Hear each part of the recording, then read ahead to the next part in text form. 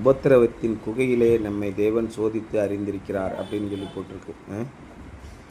இன்றைய தலைப்பு வந்து கெட் அவுட் ஆஃப் பேபிலான், பாபிலோனிலிருந்து வெளியே வாருங்கள் அப்படின்ற நேரடி தலைப்பு. இது என்ன போட்டிருக்குன்னா, நான் உன்னை சுத்தமாக்கினேன் அப்படின்னு தானே போட்டிருக்கு. ஐ ஹாவ் ரிஃபைன்ட் யூ தோ நாட் அஸ், இதோ புடமிட்டு சுத்தமாக்கினேன். புடமிடுதல் என்றால் என்ன? நம்ம தங்கத்தெல்லாம் கொண்டு போய் கடைகளில் மாத்திரை கொடுத்தோம்னா உடனே அந்த கேஸ் இதை வச்சு அப்படியே தீக்கிட்டு உருக்குவான். அதில் என்னென்னா அந்த தங்கத்தில் இருக்கிற அழுக்குகள்லாம் தனியாக மேலே எரிஞ்சு போயிடும். அதான் பொன்னை புடமும் எரிஞ்சு போயிடுது. எரிஞ்சு சாம்பலாகிடும். அப்படியே ஊதுனோடனே தனியாக போயிடும். வெறும் தங்கம் மட்டும் வந்துடும். ஆமாம். அப்போ அந்த தங்கத்தை வந்து நம்ம 1000 டிகிரி டெம்பரேச்சர் கொண்டு போய் உருக்குனா தான் அது வந்து அவ்வளோ கஷ்டத்தில். அதே மாதிரி I have tested you in the furnace of affliction. அடுத்து என்ன போட்டிருக்கு? வெள்ளியை போலல்ல, உபத்திரவங்கள் நமக்கு நிறைய வந்து இந்த உபத்திரவத்திலிருந்து நாம் வெளியே வரும்போது தான் நாம் உள்ளபடியே நாம் தேவனுடைய வாழ்க்கையில் நிற்கிறோமா, அப்படி இல்லை வெளியே ஓடி போயிடுறோமா அப்படின்னு. இன்றைக்கு எல்லாரும் வந்து என்ன சொல்கிறாங்கன்னா, ஆசீர்வாத வாக்கு தத்தங்களை மட்டும்தான் கொடுப்பாங்க. நீங்கள் படிக்கிற எல்லா வசனங்களும் ஆசீர்வாத வசனங்களாக வரும். தேவன் உங்களை ஆசீர்வித்து உங்களுக்கு புதிய வீடை கொடுப்பார், புதிய காரை கொடுப்பார், உன்னை மன மகிழ்ச்சியாக வைத்திருப்பார், உன்னை ஆசீர்வதிக்கவே ஆசீர்வதிப்பார் சொல்லிக்கிட்டே இருப்பாங்க. ஆனால் கஷ்டங்கள் வரும்போது என்ன சொல்கிறது? அப்போ தேவன் கஷ்டங்களே கொடுக்க மாட்டாரா அப்படின்னு பார்த்தா, அது சில கஷ்டங்களை தேவன் நமக்கு அனுமதிக்கிறார். மகா பெரிய கொடுமையான காரியங்கள் வருகிறது. அவற்றிலிருந்து நான் உன்னை தெரிந்து கொண்டேன் அப்படின்னு ஆண்டவர் சொல்கிறார். The Jews had become comfortable and complacent in their Babylonian captivity. பாபிலோனுக்கு சிறைப்பட்டு போன பிறகு அங்கே இருந்த யூதர்கள் அங்கேயே செட்டில் ஆகிட்டான். அவனுக்கு அது அடிமைத்தனமாகவே தெரியல. அந்த வாழ்க்கையை அவங்க புரிஞ்சுக்கிட்டாங்க, அந்த மக்களோட பழகிட்டாங்க. அப்படியே பக்கத்து வீட்டுக்காரன் என்ன பண்ணிட்டு அப்படியே அங்கேயே செட்டில் ஆகி அங்கேயே கல்யாணம் பண்ணி ரொம்ப பழக்கமான ஒரு இதாகிடுச்சு. They had followed the counsel of Jeremiah and had built houses, planted gardens and raised families. அவர்கள் அங்கே போய் வீடுகளை கட்டினார்கள், திராட்சை தோட்டங்களை வாங்கி அதை நிறுவினார்கள், குடும்பங்களை அங்கே வளர்க்க ஆரம்பித்தார்கள். அங்கேயே கல்யாணம் பண்ணி அங்கேயே செட்டில் ஆகிடு அப்படின்னு எரேமியா சொன்ன ஆலோசனையை அவர்கள் பின்பற்றி இருந்தார்கள். And it would not be easy for them to pack up and go back to the Holy Land. அந்த பாபிலோனை விட்டு மறுபடியும் எல்லாரும் சொந்த நாட்டுக்கு போவோம் அப்படி சொல்கிறது சாதாரண விஷயம் இல்லை. இன்றைக்கி மோடி எப்பயும் போல் எடுத்தோம் கவுத்தோன்னு முடிவு எடுப்பார். திடீர்னு ஒரு நாள் நைட்டு பணம் எல்லாம் செல்லுபடி ஆகுதுன்ட்டார். எல்லோரும் போய் ஏடிஎம் வாசல்னு 100 பேர் செத்தாங்க. பல பேருக்கு வந்து இந்த விஷயமே தெரியல. அதை நம்பி ஹார்ட் அட்டாக் வந்து செத்தவன் எத்தனை பேர். திடீர்னு ஒரு நொடி பொழுதில் பணம் செல்லாதுன்ட்டார். அதே மாதிரி போன வாரம் என்ன சொல்லிட்டாரு, பாகிஸ்தானியர்கள் எல்லாம் வெளியில் போங்கன்னு சொல்லிட்டார். 50 வருஷமாக 60 வருஷமாக இங்கே வந்து குடியிருந்து பிள்ளைகளை எல்லாம் பெற்றவர்கள், இங்கெல்லாம் உறவுக்காரங்கள் இருக்கிறவங்க எல்லாம் போகணும் அப்படிங்கிறார். இது வந்து நடக்கவே முடியாத காரியம். அதேமாரி லட்சக்கணக்கான பேர் இங்கே இருக்காங்க. இங்கே இருக்கிறவங்க அங்கே போய் 30-40 வருஷம் அங்கேயே செட்டில் ஆகி நிலபுலங்களை வாங்கி அங்கேயே அவங்க பேரில் எல்லாமே இருக்கும். அவங்க திடீர்னு இங்கே வர்றதெல்லாம் வாய்ப்பு இல்லை. எடுத்தங்கவுத்தன்னு சொல்லி சொல்கிறது. அதே மாதிரி இவர்கள் என்ன சொல்கிறாங்க, பாபிலோனியிலேருந்து எல்லாத்தையும் வீடுகளெல்லாம் விற்றுட்டு திராட்சை தோட்டங்களெல்லாம் விற்றுட்டு குடும்பங்களெல்லாம் அழைச்சிட்டு இங்கே வாங்கன்னு சொல்கிறது. It is not easy for them to pack up and go back to holy land. But that was where they belonged. ஆனால் உள்ளபடியே அவருடைய நாடு, சொந்த நாடு இது, அந்த நாடு தான். இந்த நாட்டிலேருந்து அந்த நாட்டுக்கு பிழைப்பதற்காக போனார்கள். அங்கே வந்து என்ன ஆகிட்டாங்க, செட்டில் ஆகிட்டாங்க, சிறைப்பட்டு போனார்கள். இப்போ இன்றைக்கி சௌராஷ்டிரா இருக்காங்கள, சௌராஷ்டிரா எல்லாமே மகாராஷ்டிராவை சேர்ந்தவர்கள். அங்கேருந்து போர்க்காலத்திலே சிவாஜி அவர் பழைய மன்னருடைய ஆட்சி காலத்திலே இங்கே வந்த படைகளாகவும் மற்ற படைகளுக்கு உதவி ஆட்களாகவும் வந்து இங்கே குடியேறினவர்கள் தமிழ்நாட்டிலே தங்கிட்டாங்க. பல நூற்றாண்டுகளாக 500 வருஷம் ஆயிடுச்சு. இங்கேயே கல்யாணம் பண்ணி இங்கேயே ஒரு சமுதாயமாக மாறி இங்கேயே இருக்காங்க. அவங்களுக்கு மொழி மட்டும்தான் உண்டு, எழுத்து வடிவம் கிடையாது. தமிழ் எழுத்துக்களை தான் அவங்க பயன்படுத்துகிறாங்க. அந்த மாதிரி உள்ளபடியான நாடு வந்து அவங்க மகாராஷ்டிரா. அதே மாதிரி யூதர்களுக்கு உள்ளபடியான நாடு வந்து இஸ்ரேல் நாடு. அவங்க பாபிலோனில் போய் இருந்துட்டாங்க. அந்த மாதிரி தான். Had they obeyed the Lord in the first place, they would have experienced peace and not war. முதலாவது அவர்கள் தேவனுடைய வார்த்தையை நம்பியிருந்தார்கள் என்றால் அவர்கள் இந்த மாதிரி போரையும் சந்தித்திருக்க மாட்டார்கள், இடம்பெயர்ந்து போயிருக்கவும் மாட்டார்கள்.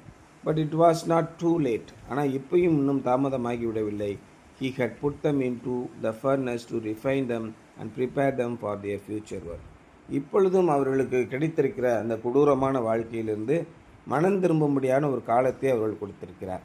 யாரெல்லாம் தேவனை பின்பற்றுகிறீர்களோ உங்களுக்கு நான் ஆசீர்வாதமான வாழ்க்கையை கொடுக்கிறேன் என்று சொல்கிறார்.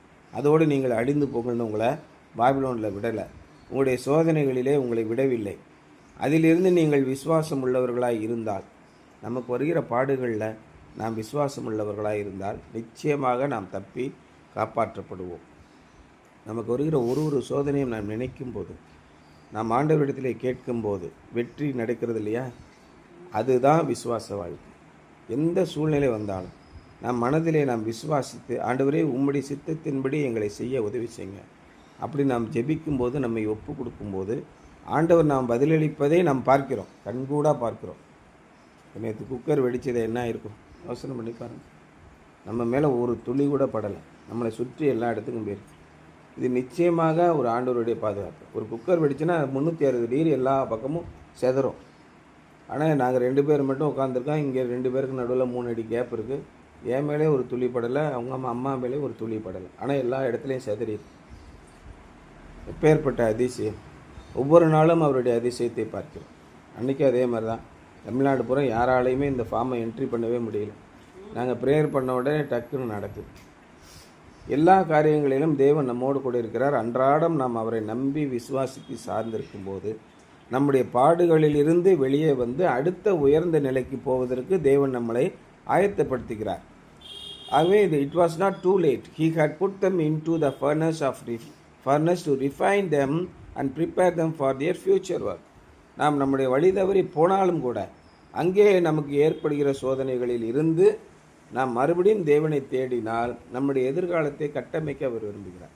முதலாவது நாம் நம்முடைய இச்சையினாலே தேவனை விட்டு வழி விலகி போகணும். அதான் முக்கியம். அவர்கள் ஒழுங்காக தேவனுக்கு கீழ்ப்படிந்திருந்தால் போர் வந்திருக்காது, பாபிலோனுக்கு போயிருக்க மாட்டார்கள். சரி, போயிட்டேன். அங்கேருந்து மறுபடியும் இந்த சோதனை யாரால் வந்து தேவன் கொடுக்கவில்லை, நம்முடைய சொந்த இச்சையினாலும் தேவனை விட்டு வழி விலகி போனதுனால தான் வந்தது. நம்முடைய வாழ்க்கையில் எல்லாமே அதான் நடக்குது. ஆண்டவருக்கு கீழ்ப்படியாமல் போனோம்னா நமக்கு பாடுகள் வருது. ஃபஸ்ட்டு பிளேஸ் முதலே நம்ம ஆண்டவருக்கு கீழ்ப்படிந்திருந்தால் இது வந்திருக்காது. அப்பயும் அவர் கைவிடவில்லை. கைவிடா காத்திடும் பரமனின் கரங்களை நாம் பற்றி கொள்வோம். அப்பொழுதும் பாடுகளின் போதும் அவர் கைவிட விரும்பவில்லை. நல்லா யோசனை பண்ணிப்பார். அப்பையும் அவர் என்ன சொல்கிறார், சரி வா, இந்த சோதனையிலிருந்து வா, உன்னுடைய எதிர்காலத்தை நான் கட்டமைக்கிறேன் என்கிறார். Leave Babylon was God's command. 20ஆம் வசனத்தில் என்ன போட்டிருக்கு, பாபிலோனை விட்டு வெளியே வாருங்கள் அப்படி சொல்கிறார். God promised that he would go before them and prepare the way and they had nothing to fear. அவர் என்ன சொல்கிறார்னா, நான் உங்களுக்கு முன்பாக சென்று உங்களுக்கு பாதையை ஆயத்த பண்ணுவேன், எல்லாம் நல்ல ரோடு உங்களுக்கு போட்டு கொடுத்துறேன், நீங்கள் தைரியமாக வாங்க, கல்லும் முள்ளும் கிடக்கிற நீங்கள் வந்து ஒரு கரடு முரடான பாதையில் நீங்கள் போக வேண்டாம், உங்களுக்கு நான் பாதைகளை செவ்வை பண்ணுவேன்னு சொல்கிறேன். நம்முடைய கம்ஃபர்டபுள் ஜோனில் இருந்து வெளியே வர்றதுக்கு நமக்கு ரொம்ப யோசனையாக இருக்கும். ஆனால் நீ வா, நான் பார்த்துக்கிறேன்னாண்டு ஆண்டவர் சொல்கிறார். ஆண்டவருடைய வசனத்தை நம்பி நாம் அடுத்த அடி எடுத்து வைக்கும்போது நிச்சயமான வெற்றிகளுக்குள் நாம் செல்கிறோம். One would think that the Jews would have been eager to return to their land to see God do new and great things for them. ஆனால் நம்ம யோசனை பண்ணி பார்க்கலாம், மறுபடியும் தேவன் யூதர்களை அவருடைய சொந்த நாட்டுக்கு திரும்ப அழைத்து வருவார், பெரிய காரியங்களை செய்வார் என்று கூட நாம் நினைத்து கொண்டிருக்கலாம். But they had grown accustomed to the security of bondage and had forgotten the challenges of freedom. நாம் நம்முடைய அடிமைத்தனமான வாழ்க்கையிலே நமக்கு ரொம்ப பழகி போயிடுது. நமக்கு இப்போ ரொம்ப கம்ஃபர்டபுளாக இருக்கிற விஷயம் என்ன, காலையில் எந்திரிக்க வேண்டியது, என்னத்தை டீயாக காப்பி குடிக்க வேண்டியது, கொஞ்சம் நேரம் உட்காந்து பைபிள் படிக்க வேண்டியது, அப்புறம் நேராக போய் ஃபோனை நோண்ட வேண்டியது. ரொம்ப கம்ஃபர்டபுளாக இருக்கா இல்லையா? அப்புறம் கிரிக்கெட்டு விளையாண்டு விளையாட வேண்டியது, அப்புறம் டிவியை பார்க்க வேண்டியது. இது ரொம்ப சௌகரியமாக இருக்குது. இதனால் பலன் என்ன உங்களுக்கு கிடைக்கும் யோசனை பண்ணி பாருங்கள். இதில் நீங்கள் அடிமைத்தனப்பட்டு போயிட்டீர்கள். இனிமேல் ஒழுங்காக படிக்க மாட்டீங்க, ஒழுங்காக ப்ராக்டிஸ் பண்ண மாட்டீங்க. அதுக்கு நேரம் செலுத்துறதுக்கு ரொம்ப கஷ்டமாக இருக்கும். நல்லா நீங்களே யோசனை பண்ணி பாருங்கள். அதிக நேரம் மொபைல் பார்த்து மொபைல்லே நம்ம நேரத்தை செலவிட்டு இப்படி டிவி பார்த்து கிரிக்கெட் விளையாண்டு இருக்கிறது எதிர்காலத்துக்கு நல்லதா? இல்லை நீங்கள் ஒரு பயிற்சி எடுக்கிறது, ஒரு எழுதி பார்க்குறது, ஒரு டிராயிங் வரைகிறது, ஒரு மியூசிக்கில் ப்ராக்டிஸ் பண்ணுறது, புதிதாக ஒரு திறமையை கற்றுக்கொள்வது, இது உங்களுடைய எதிர்கால வாழ்க்கைக்கு நல்லா இருக்குமா? ரெண்டில் எது நல்லது? யோசனை பண்ணி பாருங்கள். எது உங்களுக்கு நல்லதாக இருக்கும்? மொபைலில் ரீல்ஸு ஷார்ட்ஸ் பார்க்குறது நல்லா இருக்குமா? இல்லை ஆண்டவருடைய வசனத்தை படிக்கிறது, புதிதாக ஒன்றை தெரிந்து கொள்வது, நியூஸ் பேப்பரில் வர ஒரு காரியத்தை தெரிந்து கொள்வது உங்களுக்கு பயனுள்ளதாக இருக்குமா? யோசனை பண்ணி பாருங்கள். உங்களால் பதில் சொல்ல முடியல. ஏன்னா உங்களுக்கே தெரியும் எது நல்லது எது கெட்டதுன்னு. ஆனால் இதே மாதிரி தான் ஏற்கனவே நடந்தது தான் இப்பொழுதும் நடக்குது. நீதிமொழிகளில் சாலமன் என்ன சொல்கிறாரு? இதோ இதை பார், நூதனம் என்று சொல்லக்கூடிய காரியம் ஒன்றுண்டோ, முன்பு இருந்தவர்கள் தான் இப்பொழுதும் இருக்கிறது. முன்னே என்ன பண்ணோம்? நாங்கள்லாம் ஒரு குச்சியை எடுத்துக்கிட்டு அங்கிட்டு பனங்காயை போய் உருட்டிக்கிட்டு விளையாட போவோம், நீச்சல் அடிக்க போவோம், அங்கே ஓடி பிடிச்சி விளையாடுவோம், இப்படியே ஊரை சுற்றிக்கிட்டே இருப்போம். படிக்கிறதுல நாட்டம் வரணும், ரொம்ப கஷ்டமாக இருக்கும். படிக்கிற பிள்ளைங்க வீட்டிலையே உட்காந்து படிச்சுக்கிட்டு இருப்பாங்க, எழுதிக்கிட்டு இருப்பாங்க. அவங்களாம் ஒரு உயர்ந்த நிலைக்கு வந்தாங்க. இப்படியே சுற்றிட்டு வந்தவங்க ஏதோ ஒரு கடைகளுக்கு வேலைக்கு போனாங்க, அன்றாட வாழ்க்கையை பார்க்க போனாங்க. இதுதான் அந்த காலத்திலே நடந்தது. இன்றைக்கும் அதான் நடக்குது, இனிமேலும் அதான் நடக்கும். அன்றைக்கு யூதர்கள் என்ன பண்ணாங்க? அவர்களுக்கு அடிமைத்தனம் ரொம்ப பிடிச்சி போச்சு. சரி, நம்ம இங்கே வந்துட்டோம், இங்கேயே இருந்துருவோம், திரும்ப போய் என்னத்தை அப்படின்னு நினச்சாங்க. The church today can easily grow complacent with its comfort and affluence. இன்றைக்கி நம்முடைய சபையும் சபை மக்களும் அப்படியே இருந்துக்கிறாங்க. ஏங்க இப்படியே பல வருஷமாக முன்னேறாமே இருக்காங்க. அதே ஏழ்மை தான். என்கிட்ட கடன் கேட்குறது, சர்ச்சில் யாராவது நமக்கு செய்ய மாட்டாங்களும் கையேந்தி நிற்கிறது. ஏன் நீங்கள் வளரவே இல்லை? போதும், எங்களுக்கு ஒன்றும் பிரச்சனை, இப்படியே இருந்தால் போதும், இங்கேருந்தே அப்படியே செத்து போயிடுறோம். அப்போ வளர்ச்சி என்றால் என்ன? தேவனுடைய ஆசீர்வாதம் என்றால் என்ன? அதுவே தெரியல. நம்முடைய வாழ்வின் நோக்கம் என்ன? அதுவே தெரியல. சபை மக்களுக்கு தேவனுடைய எதிர்கால திட்டம் என்ன என்பது தெரியல. நாம் எதற்காக கிறிஸ்தவர்களாக வாழ்கிறோம், நாம் எதற்காக சபைக்கு செல்கிறோம் என்பதே தெரியல. நீங்கள் எதற்காக செல்கிறீர்கள்? உங்களுடைய வாழ்க்கை செழித்து வளர்வதன் மூலமாக தேவனுடைய நாமத்திற்கு பெருமையை நீங்கள் கொண்டு சேர்க்க வேண்டும். நீங்கள் எதை செய்தாலும் அதை தேவனுடைய நாமத்தின் மகிமைக்கென்றே செய்யும். இதுதான் வாழ்வின் நோக்கம்.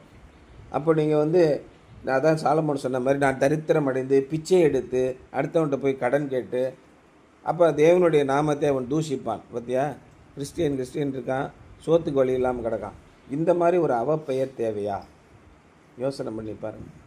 இப்படி நாம் செய்யக்கூடாது. நீங்கள் படிப்பிலும் ஞானத்திலும் கல்வியிலும் உலக வாழ்க்கையிலும் ஆவிக்குரிய வாழ்க்கையிலும் நீங்கள் செழித்தோங்கி இருக்க வேண்டும். அதுதான் சிறந்த வாழ்க்கை. ஒரு செடி இருக்கிறது என்றால் கலகலகல நல்லா மலர்ந்து பூத்து செழிப்பாக இருந்து, அப்படி இருந்தால் தானே நல்லா செழிப்பாக வளருதுன்னு சொல்லுவோம். நோய்வாய்ப்பட்டு கிடந்தால் என்னது? அது மாதிரி உங்களுடைய வாழ்க்கை செழிப்பாக இருக்க வேண்டும்.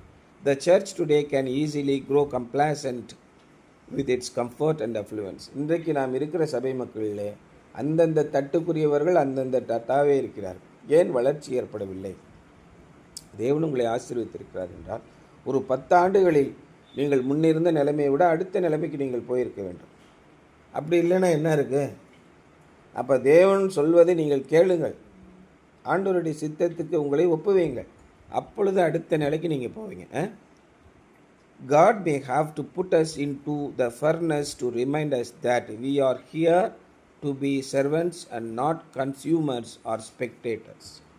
இங்கே இந்த உலகத்திலே நமக்கு சில பாடுகளை தேவன் அனுமதிக்கிறார். எதற்காக என்றால், நம்முடைய பெற்றோர்களோ நாமோ முன் செய்த தவறுகளினாலே நாம் இந்த குழப்பத்திற்குள் வந்திருக்கிறோம். இங்கே இருந்து தேவனின் செய்கைகளை நீங்கள் புரிந்து கொள்ளுங்கள். ஆண்டவர் நமக்கு எதற்காக இருக்கிறார்? முழுவதுமாக ஆண்டவருக்கு மகிமையை செலுத்துங்கள். ஆண்டவருக்கு பயந்து நடங்க. நம்ம சும்மா நடக்கிறதெல்லாம் வேடிக்கை பார்த்துட்டு ஆமாம் என்ன வேணால் நடக்கட்டும் அப்படியே போவோம் அப்படின்லாம் இருக்கக்கூடாது. ஒவ்வொரு நாளும் நம்முடைய காரியத்தில் நம்முடைய வாழ்க்கையில் என்ன நடக்கிறது என்பதை நீங்கள் திட்டமிடுங்கள், சிந்தியுங்கள். ஆண்டவரே, எதற்காக நான் இங்கே இருக்கிறேன்? ஆண்டவர்கிட்ட பேசிக்கொண்டே இருங்க. நாள் முழுவதும் ஆண்டவர்கிட்ட பேசுங்க. அது ஒரு அருமையான வாழ்க்கையை உங்களுக்கு கொடுக்கும். ஆண்டவரே, நான் என்ன செய்யட்டும், என்னுடைய வாழ்க்கை ஏன் இப்படி இருக்கிறது? சிந்தியுங்கள், சிந்திச்சுக்கிட்டே இருங்க. நான் என்ன செய்ய வேண்டும் ஆண்டவரே, நான் எப்படி உயர்வான வாழ்க்கைக்கு போக வேண்டும், இதை நீங்கள் சிந்தித்து கொண்டே இருங்கள். அந்த சிந்தனை தேவனை உங்களிடத்திலே அழைத்து வரும். Come near to me and I will come near to you அப்படின்னு சொல்கிறார். நீங்கள் என்னிடத்திலே நெருங்கி வாருங்கள், நான் உங்களிடத்திலே நெருங்கி வருவேன். சர்வ வல்லமையுள்ள தேவனை உங்களிடத்திலே அழைத்து கொண்டு வாருங்கள். எப்பொழுதும் அந்த சிந்தனையிலே இருங்கள். தேவனுடைய வசனத்தை படிங்க. உங்களுக்கு டைம் கிடைக்குதா, கிரிக்கெட் விளையாடும் போல தோணுதா, போய் ஆண்டவருடைய வசனத்தை படிங்க. எந்த காலத்திலே எழுதியிருக்கிறார்கள், அந்த காலத்திலே தேவனுடைய செய்கை எப்படி இருந்தது, உள்ளபடியே நடந்ததா, வரலாற்றுக்கும் பைபிளுக்கும் ஒத்து போகிறதா, யோசனை பண்ணி பாருங்கள். ஆண்டவர் எப்பேற்பட்ட கருத்தினாலே அவர்களை கொண்டு வந்தார். ஏன்னா தேவனுடைய உண்மைகளை எல்லாம் மறைக்கும்படி நம்மை சுற்றி நிறைய காரியங்கள் நடக்குது. நம்ம அதில் கம்ஃபர்டபுளாக உட்காந்துக்கிறோம். 3 வேளை சாப்பாடு வருது, வேறு ஒன்று வீடு இருக்குது. இதே வாழ்க்கை உங்களுக்கு இன்னும் கிடைக்குமா? இது எங்களுடைய வாழ்க்கை. நீங்கள் எங்களை விட்டு பிரிந்து போகும்போது, அல்லது நாங்கள் உங்களை விட்டு பிரிந்து போகும்போது நீங்கள் எப்படி வாழ்வீர்கள்? தேவனுக்கு மகிமையை கொண்டு வருவீர்களா? உங்களை சுற்றியுள்ள மக்களுக்கு நீங்கள் சாட்சியுள்ள ஜீவியத்தை வாழ்வீர்களா? இதுதான் ரொம்ப முக்கியம். இந்த உலகத்திலே இருக்கிற கம்ஃபர்ட்லேயே நல்லா சௌரியமாக இருக்கேன், போதும், எனக்கு நல்ல வேலை இருக்குது, நல்ல பணம் இருக்குது, கார் இருக்குது, பங்களா இருக்குது, வேறு என்ன வேணும், அப்படியே டெய்லி 3 வேளைக்கு தின்னுபிட்டு செத்துப்பிடுவோம். இதுதான் சதுசேயர்களுடைய வாழ்க்கை. புசிப்போம், குடிப்போம், நாளைக்கு சாவோம் அப்படின்னு போகிறது. நீங்கள் அந்த மாதிரி அல்ல. நீங்கள் ஜீவனுள்ள தேவனுடைய பிள்ளைகள். இந்த சூழ்நிலையை யோசனை பண்ணி பாருங்கள். எதற்காக நான் இங்கே இருக்கிறேன், என்னுடைய எதிர்கால திட்டம் ஆண்டவரே என்னவாக இருக்கும்னு அவர்கிட்ட பேசிக்கிட்டே இருங்க. ஆண்டவர் நிச்சயமாக உங்களுக்கு ஒரு ஆசீர்வாதத்தை கொடுப்பார். அந்த தலைப்பு தான் இன்றைக்கு கெட் அவுட் ஆஃப் பேபிலோன். இன்றைய சூழ்நிலையிலிருந்து, அடிமைத்தனத்திலிருந்து வெளியே வாருங்கள். Something to Pander. When where sometimes you could have avoided a lot of trouble if you had obeyed God in the first place. முதலாவது, நீங்கள் தேவனுக்கு பயந்து இருந்தீர்கள் என்றால் எப்பொழுது இவ்வளோ பெரிய பிரச்சனைகள் வந்து சிக்கியிருக்க மாட்டீர்கள் என்று யோசித்து பாருங்கள். கடவுள் ஏன்டா என்னை இப்படி சோதிக்கிறான்னு தெரியல அப்படின்னு நிறைய பேர் சொல்கிறாங்க. 99% ஆஃப் தி தீஸ்ட், அவங்க என்ன சொல்கிறாங்க, கடவுளை நம்புவார்கள். கடவுள் ஏன் தான் இப்படி சோதிக்கிறான்னு தெரில. அப்படி கிடையாது. இயேசு கிறிஸ்து மிக தெளிவாக சொல்லிட்டாரு. பவுலும் அதை சொல்கிறார். சோதிக்கப்படுகிறவன் தான் தேவனால் சோதிக்கப்படுகிறேன் என்று சொல்லாதிருப்பானாக. சோதனையை எதிர்கொண்டிருக்கிறவன் தேவன் என்னை சோதிக்கிறார் என்று சொல்லாதிருப்பானாக என்பதுதான் சரியான பொருள்.